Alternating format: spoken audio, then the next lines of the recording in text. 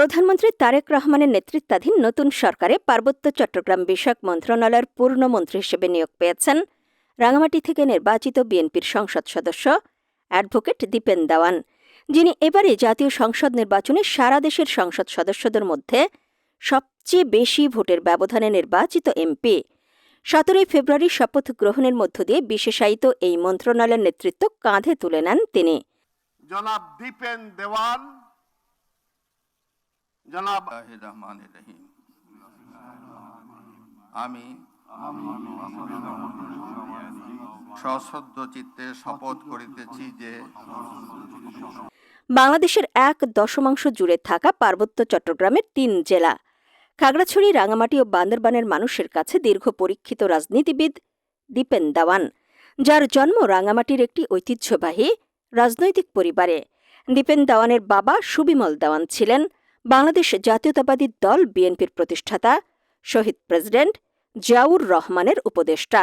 পার্বত্য চট্টগ্রামে অসম্ভব জনপ্রিয় জননেতা দীপেন দেওয়ানকে পার্বত্য মন্ত্রী হিসেবে নিয়োগ দেওয়ায় প্রধানমন্ত্রী তারেক রহমানকে ধন্যবাদ ও কৃতজ্ঞতা জানান পার্বত্যবাসী। 17 ফেব্রুয়ারি দীপেন দেওয়ানের মন্ত্রী হিসেবে শপথ গ্রহণের পর থেকেই পাহাড়ে বইছে উৎসবের আমেজ।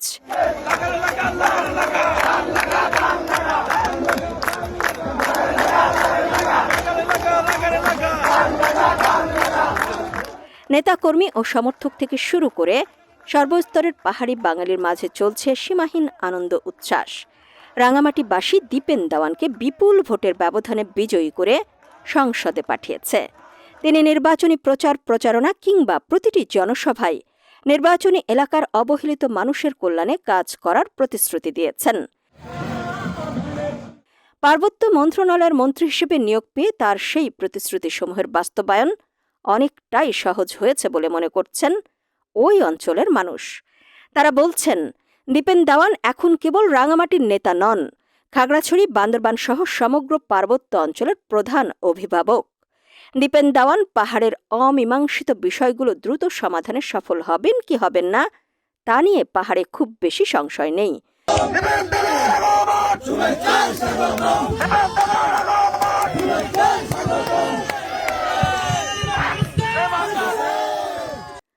প্রধানমন্ত্রী তারেক রহমানের নির্দেশনায় তিনি পাহাড়ের সমস্যা সমাধানে সফল হবেন বলেই তাকে এই গুরু দায়িত্ব দেওয়া হয়েছে।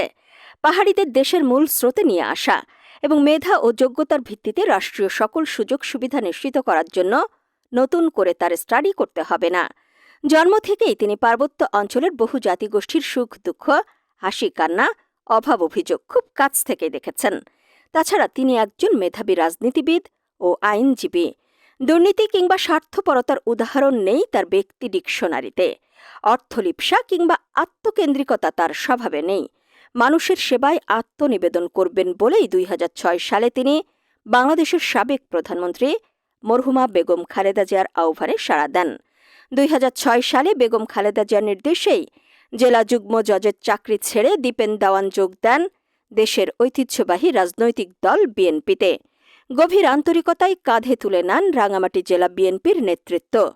কেবল রাঙামাটি জেলা বিএনপির সফল সভাপতিই নন, বিএনপির জাতীয় নির্বাহী কমিটির সহ ধর্ম বিষয়ক সম্পাদক পদেও উল্লেখযোগ্য অবদান রেখে হাইকমান্ডের আস্থা অর্জন করেন তিনি। 20 বছরেরও বেশি সময় ধরে শক্ত হাতে রাঙামাটি বিএনপির হাল ধরে আছেন দীপেন দেওয়ান। ফ্যাসিবাদী দুঃশাসনের বিরুদ্ধে আন্দোলন সংগ্রামে ঐক্যবদ্ধ রেখেছেন নেতাকর্মীদের। মন্ত্রিসভায় পূর্ণমন্ত্রীর স্থান পেয়ে তিনি তার মেধা ও যোগ্যতায় পার্বত্য মন্ত্রণালয়ে একটি ব্যতিক্রমী ইতিহাস গড়বেন, এমনটাই চাইছেন তার দল ও পাহাড়ের মানুষ। তারেক রহমানের নেতৃত্ব ও নির্দেশনায় তিনি শান্তি চুক্তি পুনর্মূল্যায়নের মাধ্যমে পাহাড়ের শান্তি ফেরানোর দৃঢ় প্রতিশ্রুতি ব্যক্ত করেছেন। তাছাড়া পাহাড়ি বাঙালি সাম্প্রদায়িক সম্প্রীতি বজায় রেখে পার্বত্য উন্নয়নে বিশেষ অবদান রাখবেন। তবে এক্ষেত্রে খাগড়াছড়ি ও বান্দরবান আসন থেকে নির্বাচিত বিএনপির অপর 2 সংসদ সদস্য, মন্ত্রণালয়ের প্রতিমন্ত্রী, মন্ত্রণালয়ের কর্মীবৃন্দ এবং পার্বত্য চট্টগ্রাম আঞ্চলিক পরিষদ, উন্নয়ন বোর্ড, 3 জেলা পরিষদের ঐক্যবদ্ধ সহযোগিতা বিশেষ সহায়ক হবে।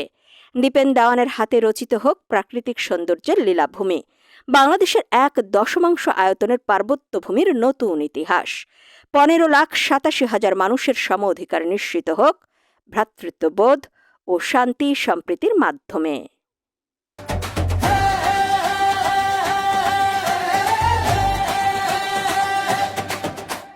ঢোল বাজাও, কাশি বাজাও, নাচুক সারা শহর। রাঙামাটির প্রতিটা ঘরে এলো খুশির বহর। জিতে গেল